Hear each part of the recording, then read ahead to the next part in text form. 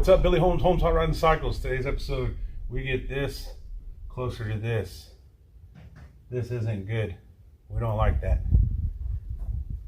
Let's do it.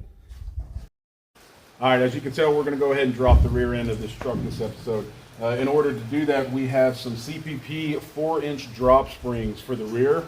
And we also went ahead and bought their drop shocks to make sure that we don't bottom out on the factory ones. And I'm pretty certain the factory ones probably don't work on this truck. When you drop a truck this distance, you're going to need to replace the panhard bar with an adjustable one. The panhard bar on the factory is fixed. There is no way to adjust it unless you move the bracket or cut the bar itself. This one here, when you drop it, you can either lengthen it or shorten it, and this will help keep the axle center.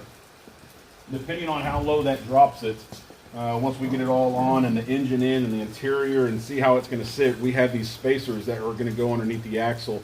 You can see they're drilled for the U-bolts. These will fit underneath that, and depending on how much we want to use, that's what drops it's going to be. So if it needs, another 1/4 inch drop, we can add 1. If it needs 1/2 inch drop, we can add 2. I'll probably have 5 or 6 of these. That's going to be at the very end once everything's settled, the engine's in, the exhaust is in, gas tank's in, all of that kind of stuff. Then we can fine tune the drop. But that's pretty much it. Simple drop. So let's get to it and see what she looks like when she's sitting a little bit lower to the earth. All right, I went ahead and jacked the truck up here. My plan is I'm going to go ahead and cut these springs off, and I'll show you why. But I went ahead and put jack stands underneath it, and I left just a little bit of room underneath the tire for the axle to drop down once I cut the spring. It's only about 1 inch. It just keeps it from falling down 1 foot or so if you jack it up too high. But I'm going to go ahead and remove those old springs by cutting them. Anybody that's ever messed with C10s will probably understand that this bolt right here is a pain, one, to get to, depending on how your springs are set up, how tight they are. Sometimes you can't get a ratchet in here. Sometimes if you do get a wrench, it's kind of a weird way, and it's just a pain because the bolt runs through this arm, and depending on how old the truck is and where it was, it'll literally seize itself inside this.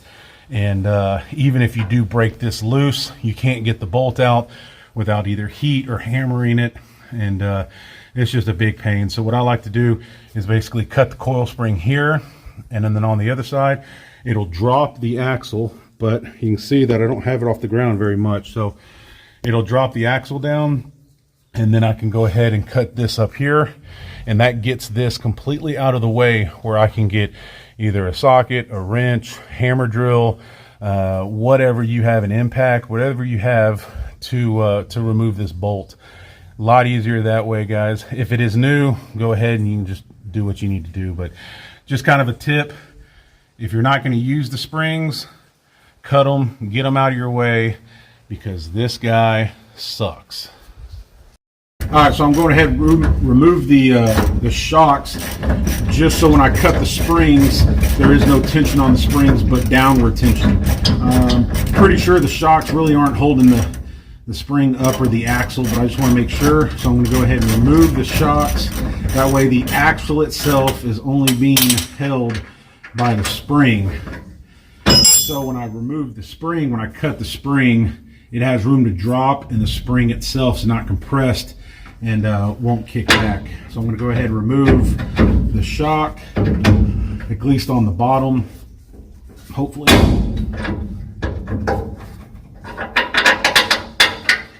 Okay, there's one shock. Like I said, there was no tension on it, so I can go ahead and cut those springs.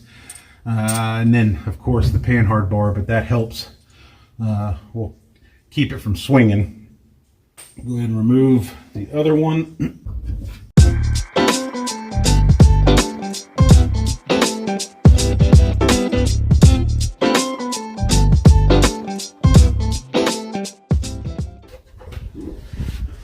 Okay, so now that there's no tension on the axle, we know that these springs aren't compressed. If anything, they're pulled out a little bit. So once we cut them, we don't have to worry about the spring jumping. The axle will just drop a little bit. That's why I keep the tires about 1 inch or 2 off of the ground, and also I have the jack down here just so it doesn't swing too far, too low, and pull the rubber hose from the brake and the panhard bar and all that kind of stuff. So let's go ahead and cut this spring off, and we'll cut one on the bottom, cut one on the top, and get this whole thing out so we can break these bolts and nuts loose that are usually a pain in the butt.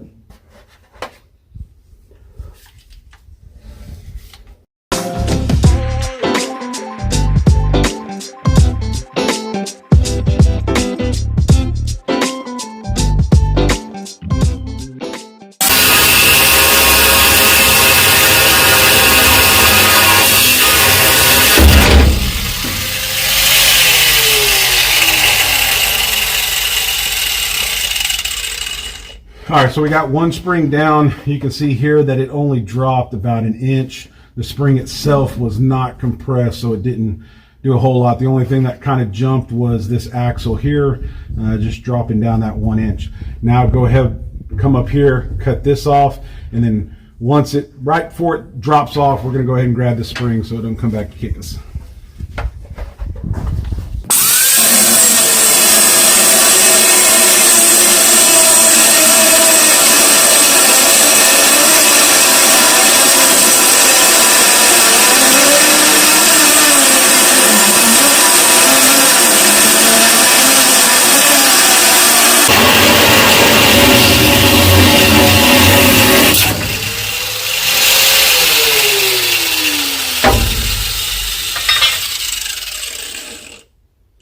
All right, so you see we got the spring here. Now we have all the room in the world to get whatever you need here, whether it be a breaker bar, ratchet, wrench, impact. You got all the room. Like I said, you can really work in here. I'm not going to reuse these springs, so I'm not worried about cutting them. I'll never resell them, so they're going to go in the junk pile. But now you got room to work and get some torque on it if you need to, or at least a hammer or something to get this one bolt out. If it is seized, you actually have room to swing now. Go ahead and do the other side, and we'll be back.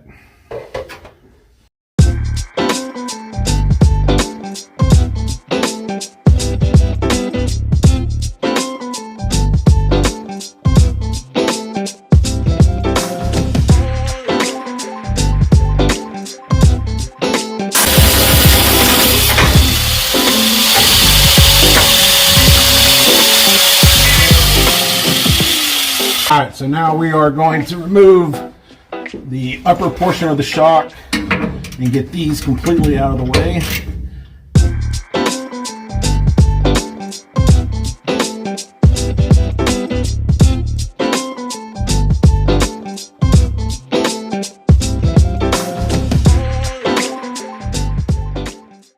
Let's see. Alrighty. Oh, no shocky on the shock.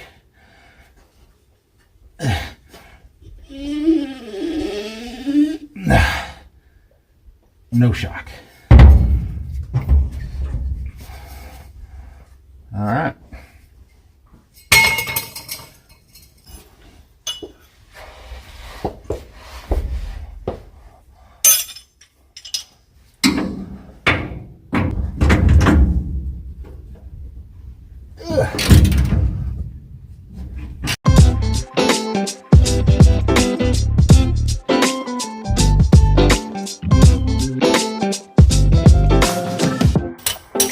All right, let's see if this one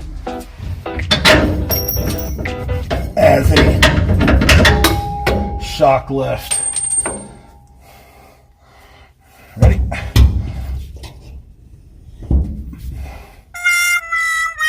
No shock left. Nope. He gone.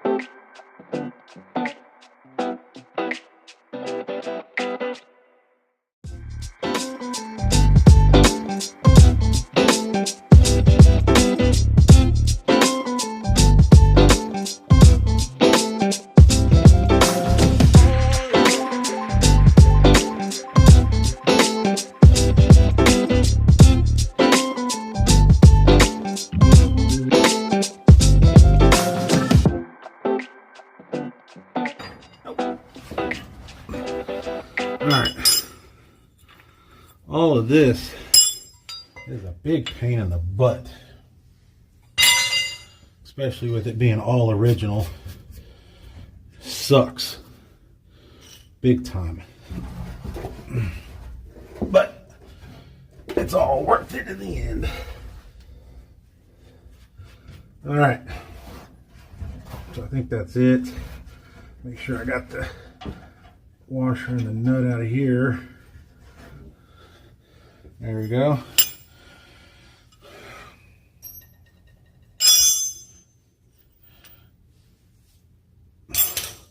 All right, so this side is done, besides just wiping it up, cleaning it up, vacuuming all the dirt that's up in here that I can feel, and then we can go ahead and get the springs on. The only thing that I believe we're gonna have to order is a pair of these, top and bottom. These things are already rusting pretty bad here. I don't know if you can see that or not. Rusting pretty bad here, so I don't want to reuse these. I only have the spring, so I'll have to go ahead and order this and then get back to it once these get in.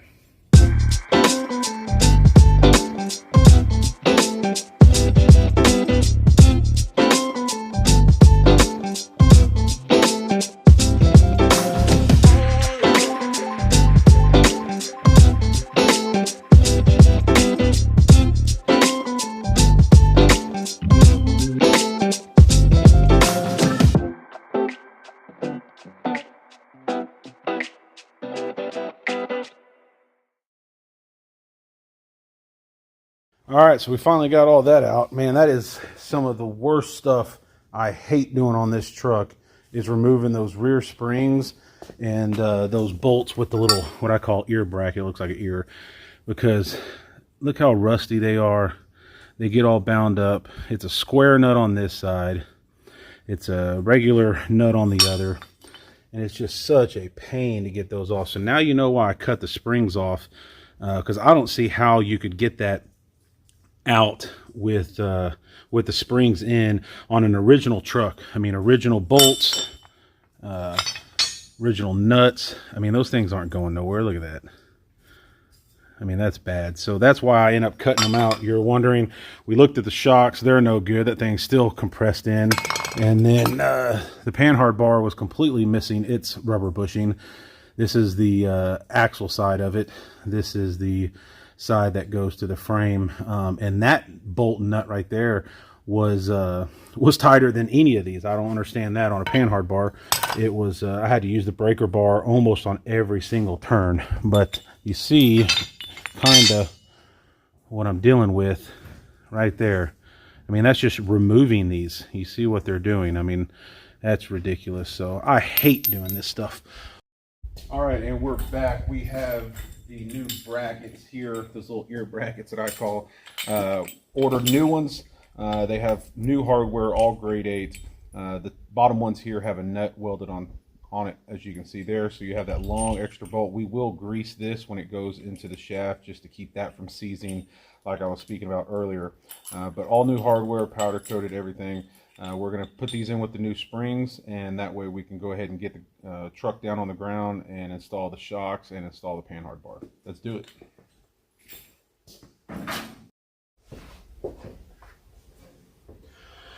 All right, so we have the drop spring here. You can see on the ends, it's not like the front springs where they're different.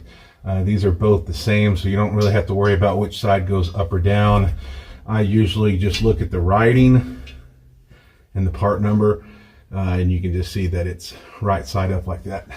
So this is going to sit here, and then we're going to go ahead and put the ear brackets on. Like I said earlier, this bottom one that runs through the actual trailing arm, I'm going to go ahead and put some grease on it. That way it doesn't get seized up there in the future. And then these little ear brackets, they install, they basically sit down like this, and then you can turn them to match, hopefully you can see that, to match the curvature of the spring. You can see that they rotate. Like this right here wouldn't be right. So you just basically rotate it until it feels good, until it locks down in place, kind of like that. So that's where we're going to want to put that one. You can do that later on. You don't have to do it right at the start of it. Once you get this threaded in, before you tighten it down, you can go ahead and situate that bracket. But I'm just going to put a little bit of grease on the bolt here, just to help it go through that trailing arm, especially if you're somewhere where it tends to rust a lot. And I don't know if I did bring a towel. Yes. I wipe my hands off fire. So this goes from the bottom up into that earpiece.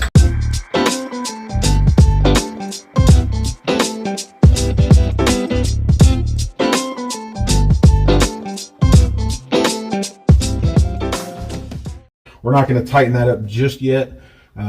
We are going to have to jack up the rear end to get this sitting here, but I'm going to go to the other side, put the bottom spring in just like I have now, so both of them are on there, and then jack the rear end up where they push on this and they actually collapse, and then worry about that top bracket.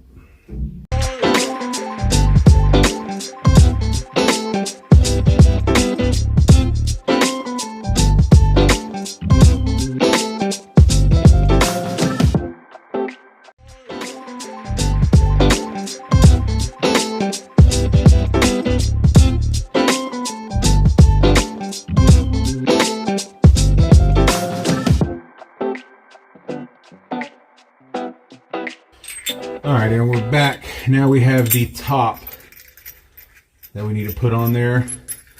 Again, this comes with its own hardware. So you have a washer and a lock washer, and then it actually only comes with one washer. This bigger one here, I actually pulled out of my box. Not sure why it just came with one. I would think two would be better. So I got this heavier duty one here for this side, and then the one that they sent for the top side. I'm going to go put that on.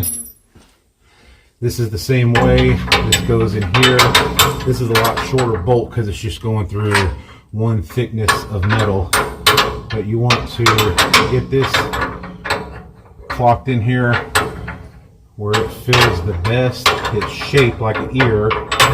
So something like that.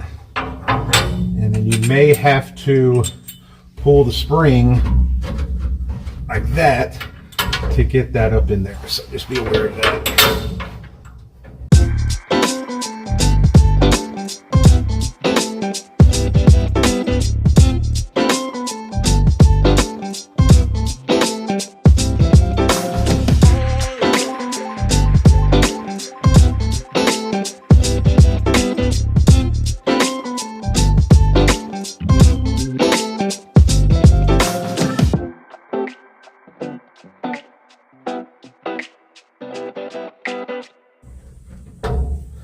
We'll go ahead and go to the other side and do the same thing.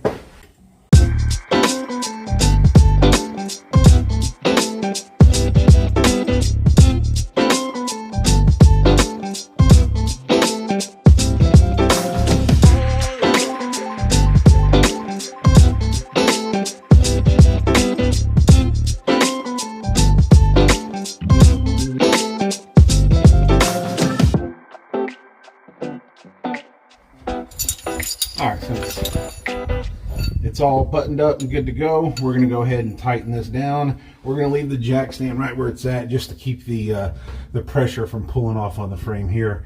This bottom one is actually has a welded nut on it. So this one for now can be just tightened by itself, and then once I get down to the bottom, if it kind of starts spinning, I'd like to put a wrench on here. But a lot of times that shock, or the spring, sorry, digs into the trailing arm and doesn't allow it to spin. Now we'll go ahead and tighten this one, and once we get everything situated, we will then go back and torque it to spec. Again, hopefully my fat head's not in the way. And this, you just got to kind of find where your ratchet fits in between the coil springs. Kind of limits your ability to do wide sweeps, but it's just fine.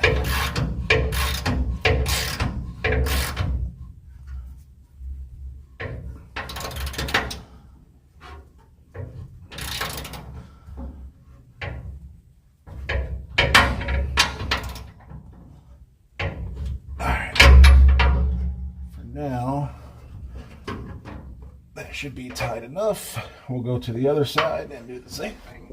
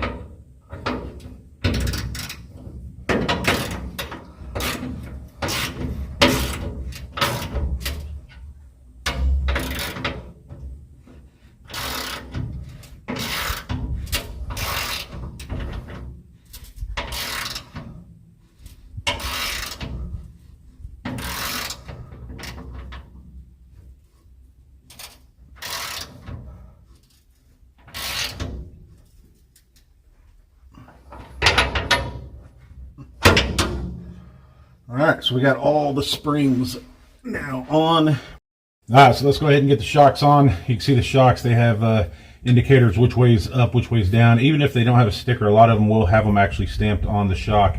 Got the bushings in here, the metal bushings, and then we'll go ahead and grease the bolts and then install, of course, the top on the top and then the bottom on the bottom.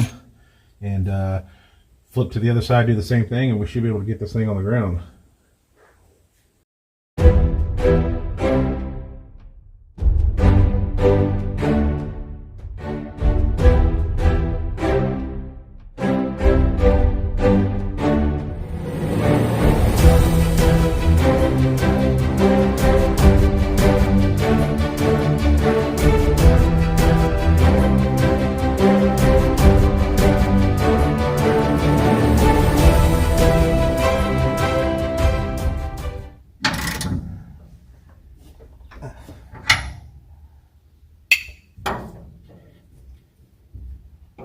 Oh no.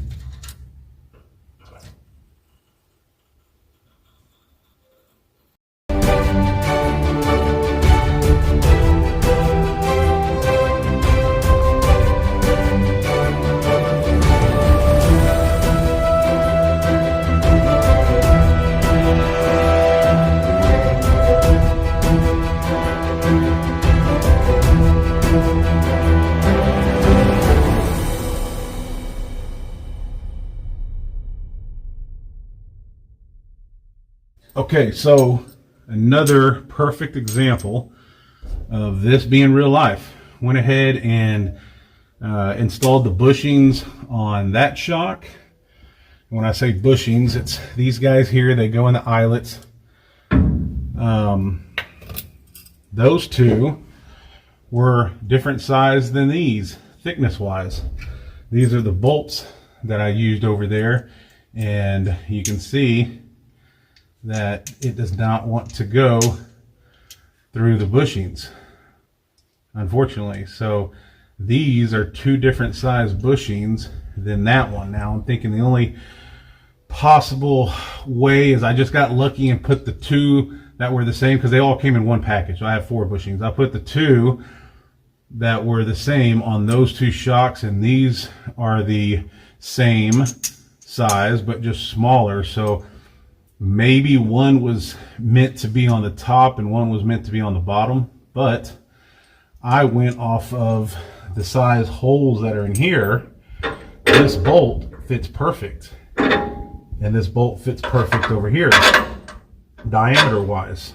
You don't want any play. You don't want there to be a lot of slop between basically the bolt and the hole. So that tells me, maybe, one bolt was supposed to be bigger, and that's the bigger bushing, and one bolt was supposed to be a little bit smaller, kind of like a 1/2 inch and a 7/16 or a 1/2 inch and a 9/16. But the same bolt, that's all the same size, matches the holes perfect. So maybe I just got lucky and put the two that were the right size on that shock when I pressed them in, and then grabbed these two. But that's another definition of, or another example, sorry, of real life crap that you got to deal with on these kind of builds. All right, guys, as you can see, we got the rear down. We're gonna have to wait on that shock bushing. I'm gonna have to order one. I was thinking about seeing if I can get it in the local in the parts store, but they didn't have anything that size, so I went ahead and ordered that. So we went ahead and got the truck down. It's just missing the shock. Now it's time to add this panhard bar. As you can see here, like I explained earlier, it is an adjustable panhard bar. It does have, it looks like a poly bushing here with a metal sleeve, so we should be good with that. As long as we have new hardware that'll fit that, it should work just fine. So, but as you can see here, we do have the truck down and at its stance for now. The front's a little bit higher just because it's missing the engine and the transmission. But once we put that in, I'm assuming the front's going to drop probably another inch, inch and a half. So you can see the wheel well right here is sitting pretty low on the tire compared to what it was. It's looking a lot better. And hopefully you can see this explanation of a panhard bar is this truck going side to side, just like that. Hopefully you can see that in the video. One, it's missing one shock, but you can actually see the play left and right. That's what the panhard bar is going to stop for the most part. So let's go ahead and get that put on. Take the measurement off the backing plate to the frame, and then do the other side exactly the same place and see kind of where we sit. So this measurement here on the passenger side from the backing plate right next to the rear bump stop in a straight line, the frame is right at 13 and just under 3/4, or sorry, just under a half. So just under 13 and a half. We'll do the same measurement over here. Make sure you take it from the same place. Put it on the backing plate here. Same. And this is about 1/8 of an inch off, which is not a huge deal at all. That's not going to be on this truck. I'm not even going to worry about that. So right where it sits is pretty center of where it needs to be. So this panhard bar, what we're going to do is we're going to put it on here. We'll put some grease on it, and then we will then run it over here and see if we need to adjust it out or in. As you can see here, hopefully we need to adjust it out, lengthen the panhard bar probably a full inch. So we want to make sure that we do it the same on both sides, so you have plenty of thread. So about 1/4 inch or about 1/2 inch on each side, so one side's not completely different than the other. And then once we get that lined up, we'll put it on there, make sure it's greased, and we'll torque the spec.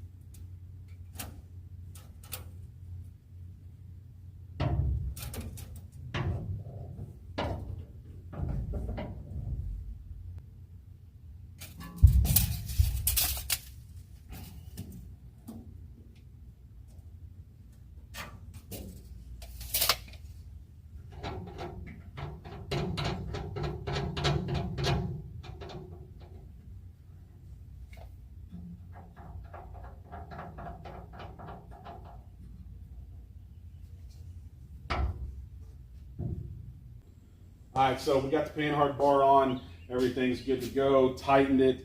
Make sure you tighten those 2 jam nuts so that middle rod does not turn. It turns like a tie rod, so it will lengthen it or shorten it. So make sure those jam nuts are tight.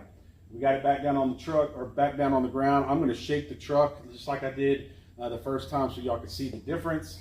And you'll notice that the truck itself still moves on the suspension like you're going over bumps, but it does not move left and right. There is no shimmy now left and right. What you're seeing is basically it just moving up and down. The shimmy is gone big time. I mean, there is no left and right play. That's just what you're hearing is wore out bed mounts. But it is not moving left and right. A lot more stable. It's going to handle a lot better. And then we did take it was off about 1/8 of an inch. So we went ahead and moved that side even. So it is dead nuts accurate now in the middle where it needs to be at ride height. We'll adjust it again. Shouldn't change once we put the engine and transmission in, but we'll go ahead and just make sure once everything's in, drive line, all that kind of stuff, we'll take another measurement, and it's easy to just back those nuts off, spin it, and then tighten them back. But that is it for today's episode. The rear suspension is on -1 shock. When we get that bushing back, we'll go ahead and slide that on, tighten that down, and it will be good to go. All right, before we head out, guys, I wanted to show you one last thing. If you go to the beginning of the video and look at how much wheel gap we had compared to what we have now, it's about a 4-inch difference. It's a big difference, makes everything look good. That was done with those rear coil springs. No C-notch is needed. If we go any lower, we may need to be thinking about that. But for right now, him not hauling anything, he doesn't plan on hauling anything. This should be just fine. Once we get the engine and transmission in, we'll see if we need to add those spacers. We can get probably another 3/4 of an inch, maybe even 1 inch more drop if we need to. But that's when we're going to start looking at C-notches. But for right now, this is what we got. Big difference. Looks really good. I appreciate it, guys. Again, thank y'all, and we'll catch y'all next time.